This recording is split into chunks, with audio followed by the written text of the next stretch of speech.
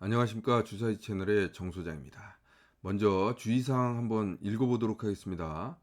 정 소장의 종목 리뷰는 추천 종목이 아니며 수익을 보장하지 않습니다. 시장에서 오늘 돋보인 주요 종목을 정 소장의 시각에서 재해석한 것일 뿐입니다. 자, 개인 투자자들은 개인의 판단에 의해서 투자 결정을 하시기 바랍니다. 자, 짧게 주의사항 말씀드렸고요. 자, 2021년 12월 22일 종목 리뷰 한번 해보도록 하겠습니다.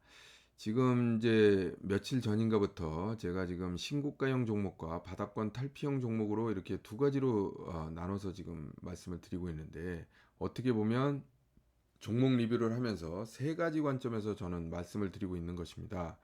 무슨 소리냐면, 신고가형 종목과 바닥권 탈피형 종목은 지금 현재 오는 시장에서, 그러니까 그 22일이니까 오늘 22일인데요. 오는 시장에서 상승 신호가 나타나면서 바닥권을 탈피한 종목이 무엇일까?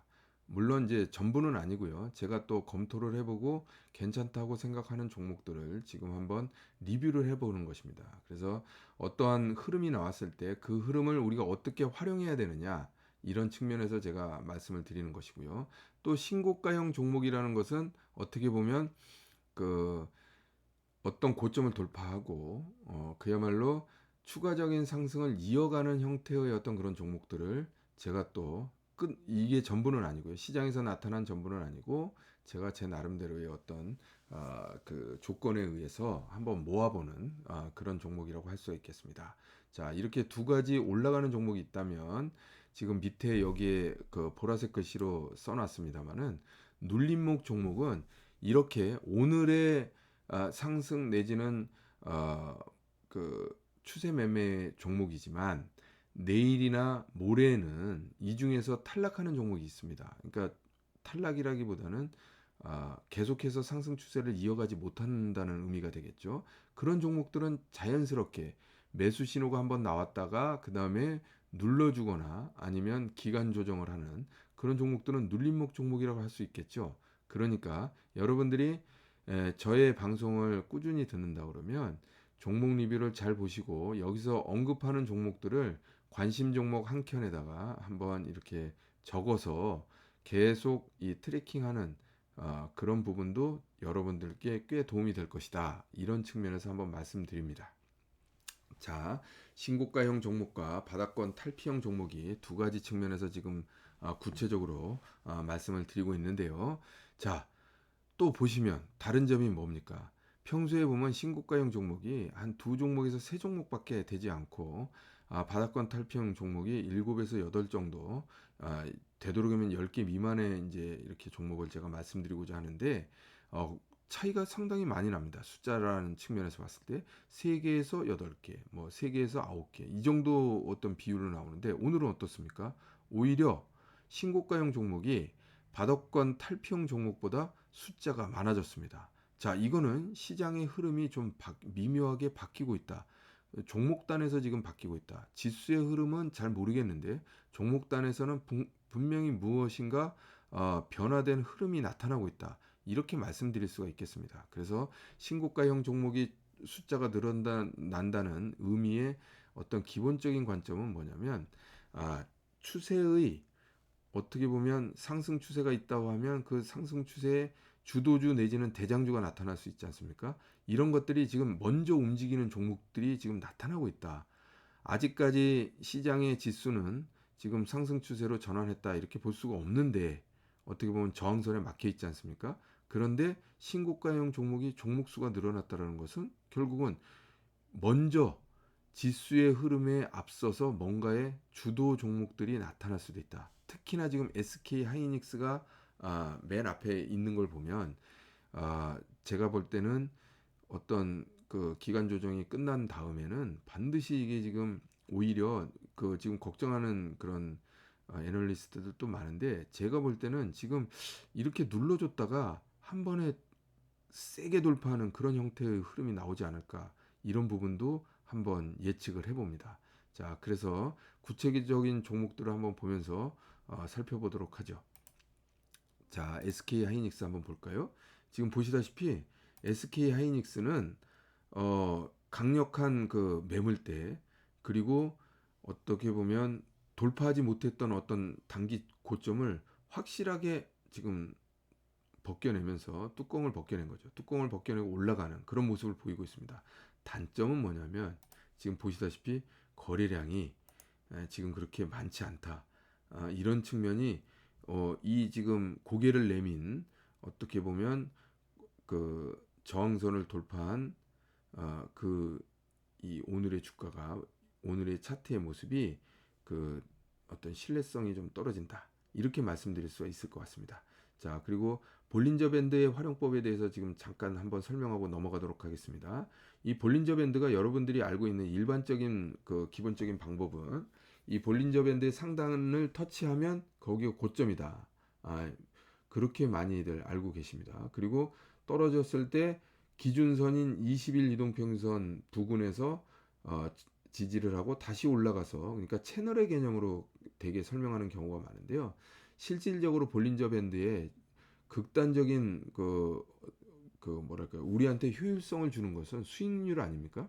그러면 여기 그 상단, 밴드 상단을 맞고 떨어진다고 그랬을 때 여기의 수익률은 작을 수밖에 없어요. 그러나 실질적으로 더 효용성이 높은 활용도는 뭐냐면, 이 상단에 맞았을 때, 이제 이건 매수의 관점에서 말씀드리는 건데, 상단에 부딪혔을 때 오히려 추가적으로 더 사야 된다. 근데 다만 이동평균선의 방향성이나 채널의 어떤 확장 여부를 확인하고 들어가야 됩니다. 여기 보시다시피 여기서 확장하지는 못했고 맞았지만, 대개의 저항선의 역할을 하는 것은 음봉의 형태이고요. 첫째, 두 번째, 어떻게 됩니까? 그 볼린저 밴드에 확장이 나타나지 않습니다. 그런데 오늘은 어떻습니까? 2%밖에 상승하지 않았지만, 이게 그 볼린저 밴드의 진폭이 확 줄어들었다가 지금 늘어나면서 볼린저 밴드 그러니까 볼린저 밴드의 상단을 돌파하는 그런 모습을 보였습니다. 그렇기 때문에 이게 상승할 때는 추가 상승할 가능성이 굉장히 높다는 거예요. 이렇게 확장되면서 볼린저 밴드의 폭이 넓어졌지 않습니까? 오늘 넓어지면서 그 상단을 돌파했다, 이런 측면이라는 겁니다. 여기서 뭐 이건 하단이지만 여러분들 보시다시피 여기서 전저점을 지지하는, 그러니까 지지라기보다는 전저점에 딱 걸린 모습을 보이는데, 그 다음날 오히려 바깥으로 하향 돌파하는 모습을 보였죠. 그런데 그 다음날 또 더 크게 하향 돌파하고, 어떻게 보면 볼린저 밴드 하단에 4일을 바깥에서 보냈습니다. 이 볼린저 밴드라는 것은 전체적으로 그날 하루의 움직임이 95%는 내가 95% 이상, 95%가 어디서 움직이느냐? 볼린저 밴드 안에서 움직인다. 이게 볼린저 밴드의 핵심 논리인데, 볼린저 밴드 바깥에서 지금 4일이나 움직였다는 거예요. 이런 게 바로 강화 국면. 그러니까 이 변동성이 수렴됐다가 그 변동성이 급격하게 증가하는 그런 모습을 보이면서 방향성이 한번 정해지면 그 방향으로 급격하게 튄다는 거죠. 지금 여기도 좁아졌다가 급격하게 위로 지금 튀고 있는 형국이기 때문에 SK 하이닉스가 상당히 내일 주목을 해봐야 된다, 이런 말씀을 드릴 수가 있겠고, SK 하이닉스가 움직인다고 봤을 때는 결국은 지수는 어떻게 될까요? 저항선을 돌파할 가능성이 높다, 이런 측면에서 우리가 살펴볼 수가 있을 것입니다. 자, 그래서 SK 하이닉스 얘기하면서 시간이 너무 많이 갔는데요. 다음은 브리지텍 한번 보죠. 자, 브리지텍은 지금 어떻습니까? 매물대 돌파하고 확실하게 고개를 내밀었죠. 거래량이 조금 미흡하긴 합니다만 그래도 577% 전일 대비 올라가는 모습을 보였죠. 그래서 우리가 기존에 종목 리뷰에서 여러 번 말씀드렸습니다만 대양봉의 절반 정도, 근데 또 마침 정고점하고 딱 걸리네요. 그래서 약 한 5,800원, 5,900원에서 5,800원 정도 수준을 기준선으로 놓고, 가까이 왔을 때 그 저점 눌림목 매수 돌파해가지고 플러스로 돌아서는 순간 6,180원을 돌파하는 순간 2차 매수, 이런 형태로 분할 매수의 관점에서 접근할 수가 있겠다라는 말씀을 드리고, 다만 여기서 갭상승이라든지 아니면 뭐 살짝 눌러줬다가 올라가면서 내일도 상승 추세가 계속해서 진행되는 그런 형태도 나올 수는 있겠습니다만, 지금 장의 상태나 어떤 그런 그 뭐랄까요, 트렌드, 유행, 이런 관점에서 봤을 때는 그런 가능성은 조금 적지 않나, 이렇게 판단이 됩니다. 자, 다음 종목 한번 볼까요? EM택입니다. EM택도 지금 어떻습니까? 보시다시피 예, 이 부분에 대한 그러니까 28,000원에 대한 그 저항선 바짝 갖다 대고 있는데 지금 거래량을 보면 어떻죠? 여기 지금 그 거래량 그래프가 굉장히 높게 올라왔지 않습니까? 이건 매물 소화 과정을 지금 거치고 있다. 그리고 또 보시다시피 그 가장 큰 매물대에서 한번 눌림목 줬잖아요. 여기서 거래량을 그러니까 매물을 소화하는 과정을 거치고 그리고 오늘 강력하게 이탈하는 그런 모습을 보입니다. 이런 경우에는 오히려 신고가 형태가 나타나고 윗꼬리가 짧은 형태이기 때문에 실질적으로 이런 거는 이 뭐 물론 눌림목 줄 수도 있지만 추가적으로 상승할 가능성도 꽤 높습니다. 그렇기 때문에 그 부분에 대한 대응도 할 필요가 있겠다. 이런 말씀을 드릴 수가 있겠습니다. 자, 다음은 하이로닉 볼까요? 하이로닉은 완전히 돌파했죠. 또 옛날의 고점도 다 돌파를 했습니다. 그게 한 7,500원 정도 수준인데요. 봉의 어떤 가운데를 본다 그러면 한 8,000원입니다. 그래서 이 대양봉을 만든 매수세의 평균 단가가 8,000원이라고 본다면 실질적으로 8,000원이 이하로 하락하지 않는다고 보면 추세적인 상승은 계속 이어질 공산이 크니까 그거에 합당한 그런 투자 전략을 잡아볼 필요가 있겠다라는 말씀을 드리고 어떻게 보면 최근에 지금 한 7, 8개월 동안의 거래량 그 하이스코어 지금 나타나지 않았습니까? 그렇기 때문에 충분한 매물 소화 과정은 지금 지나갔다. 이런 측면에서 본다 그러면 적극적인 어떤 그 뭐랄까요? 추세에 대한 추세 추정이 필요한 부분인데 다만 안타까운 건 시장 상황이 지금 그렇게 좋지 않다는 점이 문제라고 하겠습니다. 자, 다음 종목 한번 볼까요? 신테카 바이오입니다. 신테카 바이오의 경우에는 몇 가지 특징을 볼 수가 있는데 대양봉이 나온 다음에 그 다음에 큰 대양봉이라는 것은 급격한 주가의 상승 아닙니까? 그 뒤로는 상승세가 뭔가 좀 부족하다가 오히려 뚝 떨어집니다. 그리고 그 기간도 굉장히 길죠. 근데 이제 두 번째 대양봉이 나오고 나서는 한 3일 정도 추가적인 작은 상승이 있었고 그래놓고 다시 원점으로 돌아옵니다.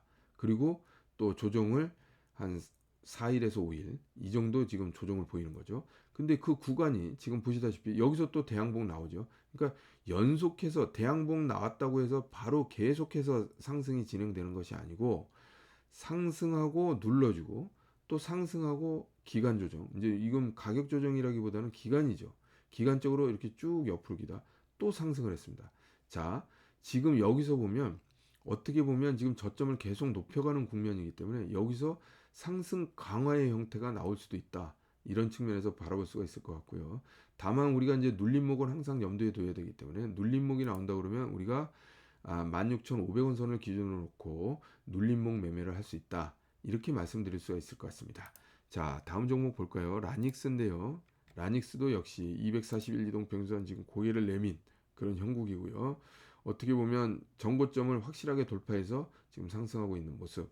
그리고 거래량이 지금 여러 번에 걸쳐서 거래량이 굉장히 많이 나오고 있는 그런 모습입니다. 이런 활발한 거래량, 이게 결국은 다시 옛날로 돌아갈까요? 저는 그렇게 보지 않습니다. 이런 활발한 거래량은 결국은 투자자들이 뭔가의 어떤 라닉스에 대한 어떤 기대감이 지금 충분하게 나와 있다. 그래서 결국은 거래량이 크다라는 것은 그만큼 기대를 가진 사람과 그 다음에 지겹다 이제 본전이면 차라리 매도를 하자 이런 측면의 충돌인데 그 부분이 손바뀜이 일어났다. 그럼 기대를 가지고 있는 투자자들로 예를 들어서 과거에 어떤 뭐랄까요 실망만 가지고 있는 투자자들이 나가고 이 종목에서 나가고 기대를 가진 기대에 충만한 투자자들이 들어왔다.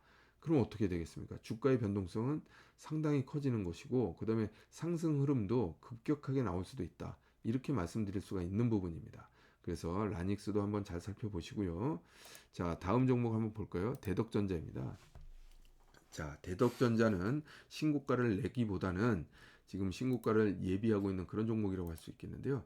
지금 보시다시피 전고점을 완벽하게 뚫지 못했습니다. 그렇지만 거래량은 지금 확실하게 나와줬거든요. 그리고 대덕전자의 경우에는 내년 실적에 대한 기대감이 굉장히 큽니다. 그러다 보니까 지금 현재 시점에서의 머무는 주가의 흐름보다는 신고가의 어떤 그런 흐름이 나타날 공산이 굉장히 큰데 오늘 그런 가능성을 지금 보여줬고 수급도 보시면 외국인과 기관이 굉장히 큰 수급을 동시에 쌍끌이 매수하는 형태로 나타났다. 이렇게 본다 그러면 우리가 너무 보수적으로 접근할 것이 아니라 이런 것들은 또 어떻게 보면 쫓아갈 필요도 충분히 있는 그런 종목이라고 할 수가 있겠습니다. 자, 다음 종목은 중앙 에너비스입니다. 중앙 에너비스의 경우에는 지금 어떻게 보면 단기적인 저점을 찍고 지금 올라가는 그런 형국인데요.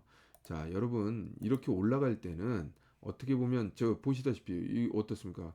대량의 매물대가 있는 이 부분을 지금 확실하게 돌파 못했잖아요. 결국은 매물 소화 과정이 필요하다 이렇게 말씀드릴 수가 있겠습니다. 그래서 어떻게 보면 변동성이 큰 어떤 일봉들이 나타나면서 시장의 주목을 끄는 그런 형태의 흐름이 나타날 공산이 크고 그렇다면 우리는 어떻게 해야 될까요? 이게 관심 종목으로 놓고 예를 들어서 이러한 거래량이 나타났는데 그 원점으로 돌아간다 그러면 이게 말이 됩니까? 말이 안 되겠죠. 물론 돌바락제에 의해서 이제 이런 바닥도 깨고 내려가는 그런 아주 급락세가 나타날 수도 있습니다. 그런 게 아닌 한은 어떻게 보면 시장의 주목을 끌었다 그러면 그 후속타가 나올 수 있습니다. 그렇기 때문에 이런 부분들을 잘 감안한다 그러면 어떻게 보면 눌림목 시에 저점 매수는 충분히 가능한 그런 모습이라고 할 수가 있겠습니다. 자, 다음 종목 볼까요? 다음 종목은 DI입니다. 자, DI도 어떻게 보면 그 중기적인 고점을 지금 돌파해서 올라가는 그런 모습인데요. 여러분 보시다시피 강력한 매물대는 일단 돌파를 했습니다. 그리고 거래량이 어떨까요? 지금 270만 주가 그렇게 많은 건 아닙니다만 뭐 9,080원의 어떤 그런 그 주가를 소화하기에는 충분한 그런 물량이라고 할 수 있겠고요. 수급 받쳐주고 있고 이동평균선 수렴했다가 지금 확산하면서 상승하는 그런 모습입니다. 물론 과거의 주가들이 지금 어떻게 보면 그 저항선의 역할을 지금 할 수 있는 그런 구간들이 있기는 한데요. 지금 흐름을 보면 거래량이나 이런 흐름을 보면 충분히 추가적으로 상승할 수 있는 공산이 크다라는 측면에서 우리가 주목해야 되는 그런 종목 중에 하나라고 할 수가 있겠습니다. 지금 단기적인 고점을 돌파해서 어떻게 보면 매물을 계속 소화해 나가면서 올라갈지 아니면 조정을 또 볼지 이게 이제 관건이긴 한데요. 모양새 자체는 지금 굉장히 여기에 공간이 굉장히 넓기 때문에 지금 현재로는 일단 추가 상승 가능성에 무게를 두고 우리가 주목해 보면 어떨까 하는 생각을 해봅니다. 자, 다음 종목은 대신정보통신인데요. 이건 완전히 바닥을 충분하게 다지고 지금 2개월 이상 지금 바닥을 다졌지 않습니까? 그리고 지금 최초로 상승하고 있는 부분인데요. 자, 첫 번째 상승은 버려야 되는 게 맞습니다. 왜냐하면 지금 하락폭이나 옆으로 횡보폭이 크기 때문에 이거에 대한 매물대를 충분히 소화해야 됩니다. 무슨 소리냐면 여기서 질질 흘러내리면서 어떻게 보면 저점 매수로 받쳐줬던 투자자들이 지금 지겨울 때가 됐거든요. 2달이 넘었기 때문에 지겨울 때가 됐어요. 이런 매물 소화 과정이 그러니까 이런 것들을 어떻게 보면 악성 매물이라고 하는데 본전 매물이죠. 이 본전만 오면 무조건 팔겠다. 이런 것들이 본전 매물 내지는 악성 매물이라고 하는데 이런 부분에 대한 그 필수적인 매물 소화 과정이 필요하다. 그렇다고 본다면 주가가 급격한 상승 추세로 뭐 이 241 이동평균선 근처까지 이렇게 올라간다 이렇게 보는 게 아니고 결국 여기서 어느 정도는 충분히 눌림목 내지는 기간 조정의 형태로 여기서 어느 정도의 매물 소화가 과정이 거친 다음에 그 다음에 상승할 수 있다 이런 말씀을 드릴 수가 있을 것 같습니다. 자, 다음 종목 보죠. 자화전자, 자화전자는 지금 신고가 종목에 속하는데요. 지금 자화전자의 경우에도 지금 몇 가지 패턴들이 눈에 띄고 있습니다. 지금 대양봉 나오고 옆으로 쭉 기고 또 더 큰 대양봉 나오고 이제 가격 조정 보이고 그 다음에 쭉 올라갔다 이 돌파를 못하죠. 돌파를 못하고 있다가 지금 또 돌파를 했습니다. 그리고 또 가격 조정 나오고 그 다음에 또 다시 한번 대양봉이 또 나왔습니다. 자, 근데 그 조정받은 숫자를 보면 상당히 점점 짧아지고 있다는 모습. 지금 최근에는 3일밖에 안 했어요. 그러면 자, 여기서 근데 연속해서 대양봉 나오는 경우가 물론 여기 있긴 합니다만 이때하고는 지금 차원이 다르죠. 왜냐하면 지금 고점을 돌파하는 과정이기 때문에 이때하고 비교하면 안 됩니다. 그래서 지금 바로 이런 형태의 어떤 연속적인 양봉이 나오면서 어떤 상승을 할 수도 있겠습니다만 지금 패턴을 봐서는 하루 이틀 정도 여기 지금 최근에 유행이 뭐냐면 종가 관리하는 형태로 종가 부근에서 그 십자형 일봉 같은 게 나오면서 한 이틀, 3일 정도 조정받고 그 다음에 다시 한번 급등하는 그런 형태가 굉장히 많이 보이고 있습니다. 그래서 자화전자의 경우에도 그런 측면. 그러니까 종가 관리가 들어간다 그러면 이런 것들은 어떻게 해야겠죠?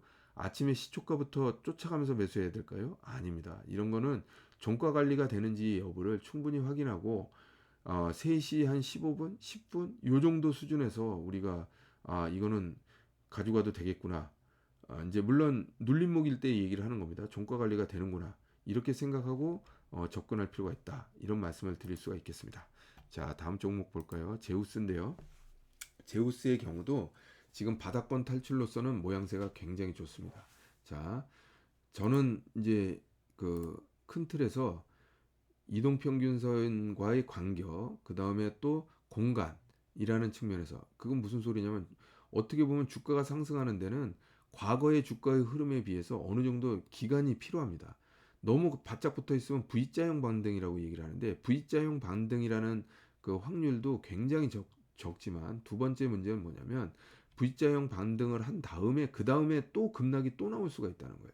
그렇기 때문에 실질적으로 옆에 그러니까 그 뭐랄까요 하락하는 어떤 봉이 가까이 있었을 때는 내가 상승할 때 영향을 미친다는 겁니다. 물론 V자 반등이 없는 건 아닙니다. V자 반등이 있습니다. 그러나 V자 반등의 경우에는 그야말로 반등에 불과하다. 상승 추세의 전환이 힘들다.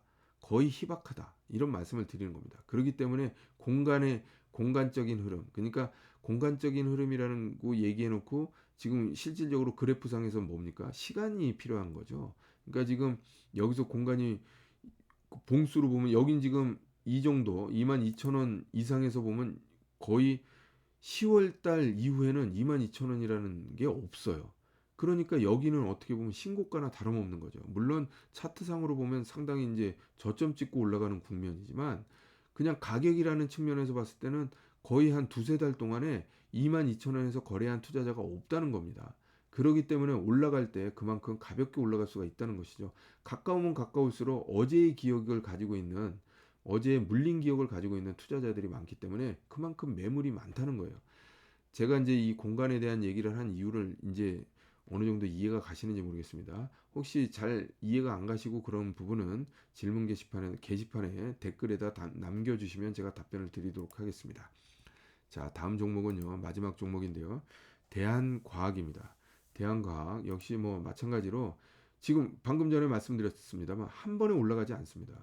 한 번에 올라가지 않고 바닥을 뚫었을 때는 옆으로 기는 이건 이제 옆으로 기는 기간 조정의 형태를 띄었는데 어떤 경우에는 급락을 하면서 가격 조정의 형태로 나타나는 경우도 많아요. 그건 왜 그럴까요? 결국은 방금 전에 말씀드렸다시피 지루하게 밀려 내려왔기 때문에 실망 매물을 충분히 소화를 해야 되는 것입니다. 그리고 이것도 지금 돌파를 하고 나니까 한 두 달에서 세 달의 어떤 공간이 생겼어요.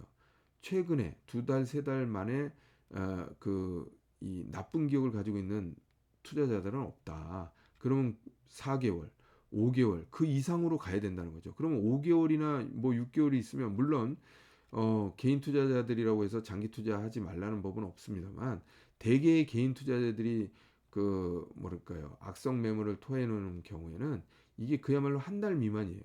근데 지금 한 3개월만 지나도 이런 부분들이 상당히 희석된다. 이런 측면에서 말씀드릴 수가 있는 것입니다. 그래서 대한과학의 경우에도 지금 수급은 안 좋습니다. 외국인 매도가 지금 계속 나타나고 있음에도 불구하고 주가는 지금 강력한 흐름을 보이고 있거든요.